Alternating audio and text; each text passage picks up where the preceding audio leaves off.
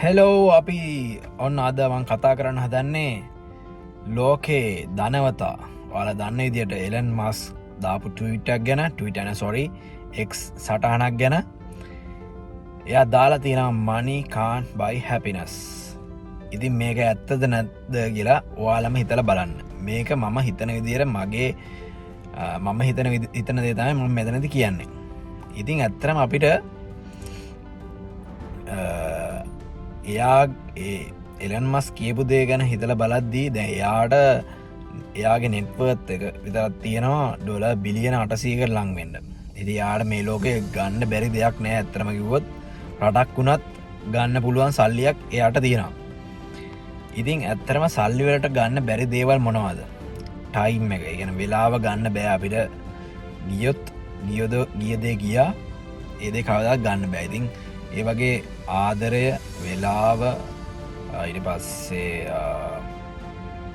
crew happiness trust එක ඊට පස්සේ ලෙඩ රෝග හෙල්ත් ලෙඩ රෝග ඉගැන්ද අපිට මොන්න තරන් සල්ලි තිබ්බත් තමන්ගේ ලෙඩක් තියෙන හොඳ කරගන්න බරි ඒක කවදා හොඳ කරගන්න බැහැදම ඒකට තව උදාහරණය තමයි මේ ඇපල්ලගේ කලින් සීෝ එයාට ෆයිනල් ස්ටේජ් තිබ්බේ කැන්ස එක ඉදි යාට කොච්චර සල්ලි තිබ්බත් එයාට ලෙඩේ එයාට සනිපරගන්න බැරි වුණා. ඉති ඒ වගේ ලංකාවෙත් ගොඩාක් ලොකු සල්ලිකාරයෝ ලොකු බලවතුන් ඒ වගේ ලෙඩරෝග නිසා නැතිවෙලා තියෙනවා. ඒ දේවල් සල්ලිවලට ගන්න බැහැ.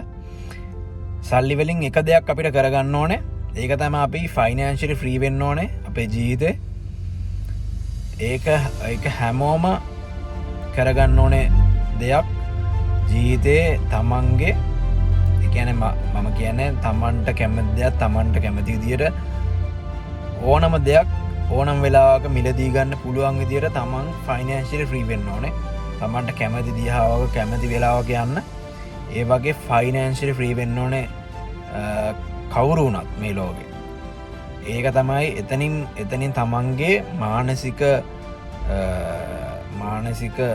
තෘප්තිය 50%කින් විතර වැඩින මම හිතන විදියට මොකද එතනින් අපි ගොඩාක් මිනිස්සු දුක්විදිනවා ඒදේ කරගන්න බැරුව.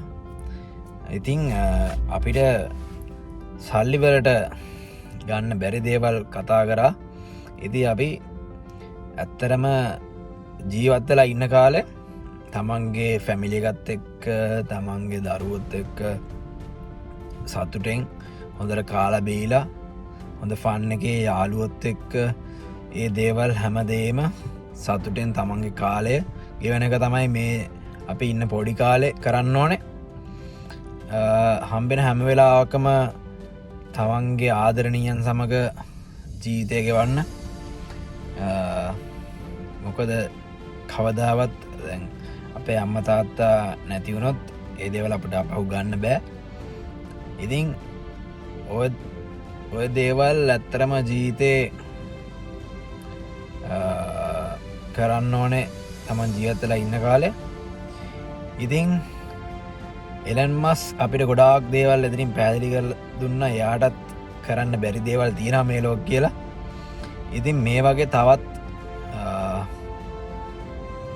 ටොපික් එකකින් අලුත් වීඩියෝකින් අපි සෙට්ටෙමු.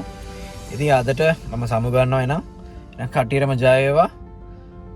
තවත් අලුත් වීඩියෝකින් අපි සෙට්ටෙමු.